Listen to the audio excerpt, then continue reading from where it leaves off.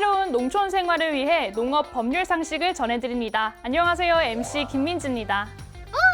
안녕하세요. 하나로의 마스코트 따로입니다. 야. 안녕하세요. 농협중앙회 준법지원부에서 근무 중인 홍순국 변호사입니다. 네, 반갑습니다.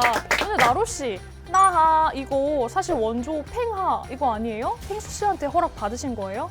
아이, 유행어의 소유권이 어딨어요.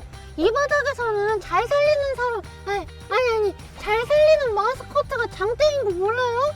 안 그렇습니까, 변호사님? 네, 유행어처럼 단순 표현은 정식 소유권을 주장하기 쉽지 않지만 만약에 유행어를 소리상표로 등록할 경우엔 또 말이 달라지긴 하죠. 이게 무슨 자다가 봉창 두들기는 소리예요? 소리상표라뇨?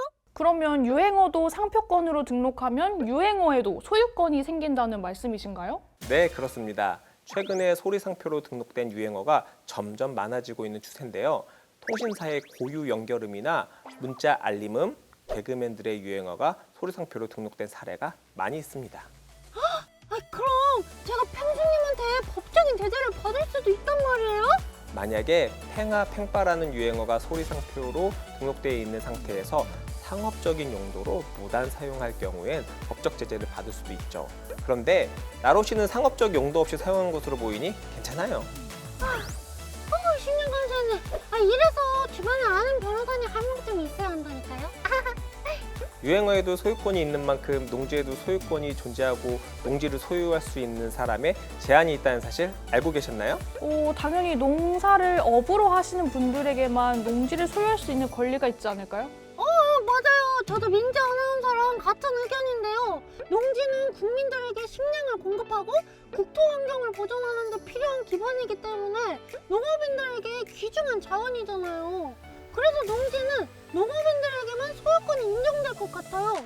네, 맞습니다. MC님이랑 나로 씨 말씀대로 농지는 자기의 농업 경영에 이용하거나 이용할 자가 아닐 경우 소유할 수 없다고 농지법 제6조 제1항에서 규정하고 있어요. 여기에서 농업 경영이라 하면 농업인이나 농업법인이 스스로 농업을 영위하는 것을 말하는데요. 소유한 농지에서 농작물을 경작하거나 다년생 식물을 재배하기 위해 상시 종사하거나 농작업의 2분의 1 이상은 자기의 노동력으로 경작하거나 재배하는 자격 능력이 있어야 합니다. 그런데 예외로 규정하고 있는 경우가 있습니다. 농업 경영을 하지 않더라도 예외적으로 이 농지를 소유할 수 있는 권한이 있다고요? 네, 그렇습니다. 농지 소유 제한의 예외 사항이 여러 가지 있는데요. 혹시 우리 나로 씨가 여기에 해당되는 케이스의 공통점들이 뭘지 맞춰보시겠습니까? 잠깐만요. 생각나라. 아무래도 공익적인 목적이 있어야 하지 않을까요? 공공기관에서 실습이나 연구의 목적으로 쓴다든지 그리고 어쩔 수 없이 농지를 갖고 있을 수밖에 없는 상황도 있을 것 같아요. 예를 들면 상속이나 농사를 짓다가 그만둔 경우를 생각해 볼 수 있겠는데요? 어떤가요, 변호사님? 나로 씨가 맞췄나요? 네, 왜 나로 씨가 법농협 대표 사원인지 알겠어요? 예! 나로 씨가 아주 잘 얘기를 해주셨는데요. 제가 조금 더 풀어서 설명을 해드리면요. 국가나 지방자치단체가 농지를 소유하거나 학교, 공공단체, 농업연구기관, 농업생산자단체 등이 시험지나 연구지, 실습지로 사용하기 위해 농지를 소유하는 경우는 소유 제한 예외에 해당하고요. 주말, 체험 영농을 하려고 농업진흥지역 외의 농지를 소유하는 경우, 그리고 상속으로 농지를 취득해 소유한 경우, 8년 이상 농업 경영을 하던 사람이 이농한 후에도 당시 소유하고 있던 농지를 소유하고 있는 경우가 대표적인 경우인데요. 이 밖에도 다양한 케이스가 존재하는데요. 시간 관계상 나머지는 제작진분들이 CG로 깔끔하게 정리를 해주시면 좋을 것 같아요.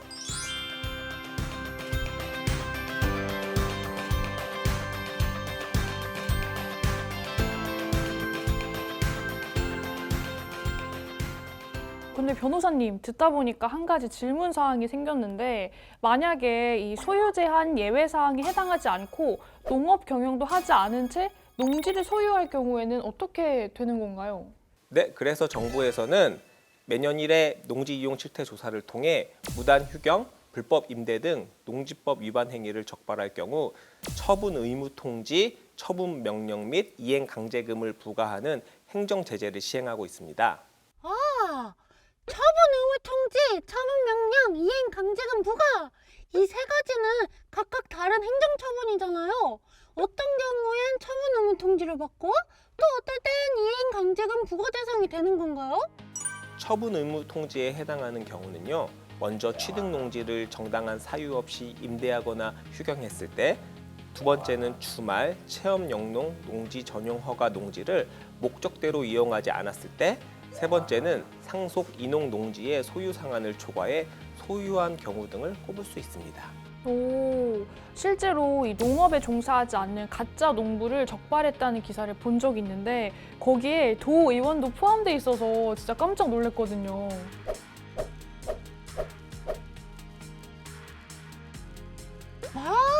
만약에요, 처분 의무 통지를 받고 농지를 처분하지 않으면 어떻게 돼요? 그럴 경우에는 더 강력한 행정 조치인 처분 명령이 내려지게 됩니다. 처분 명령을 받았을 때는 6개월 이내에 농지를 처분해야 하는데요.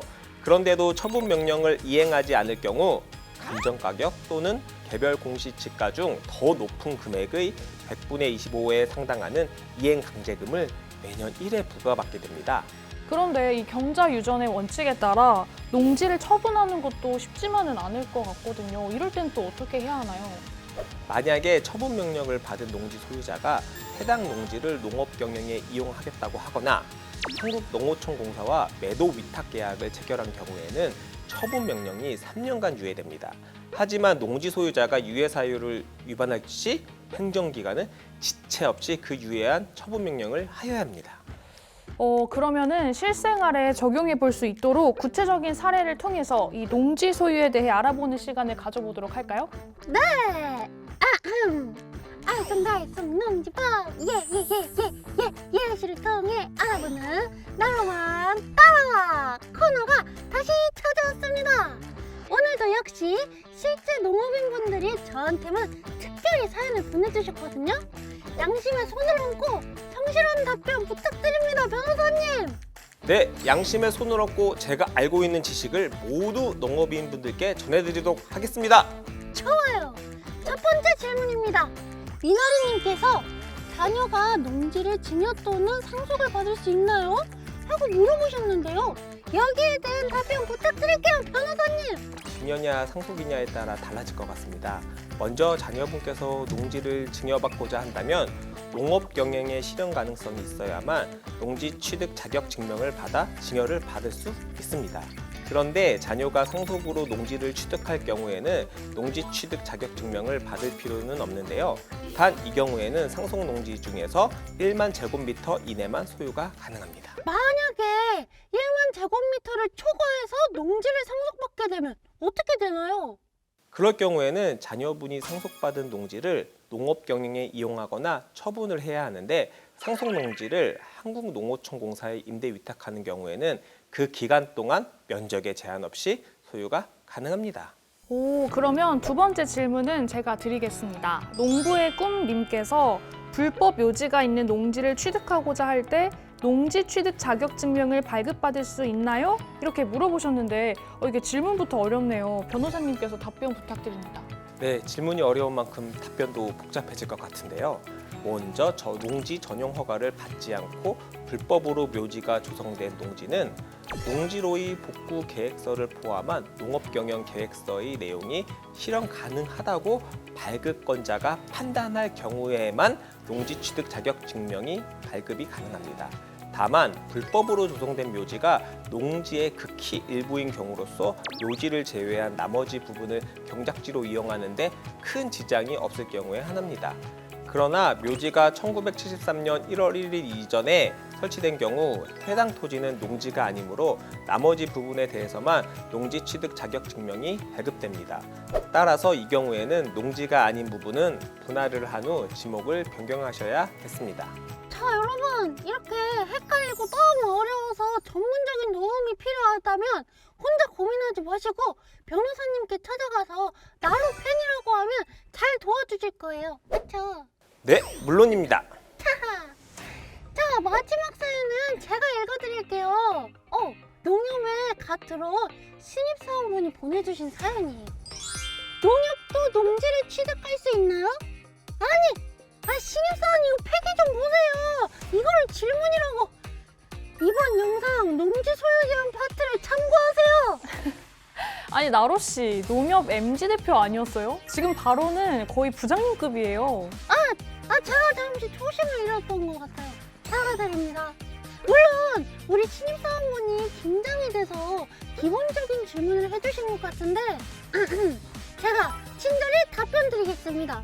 농협도 농업 생산단체에 해당하기 때문에 시험, 연구, 실습지 또는 종료 생산지 목적이라면 농지를 취득할 수 있습니다. 그리고 앞에서 얘기가 안 나왔는데요. 조금 더 이야기를 해드리면요.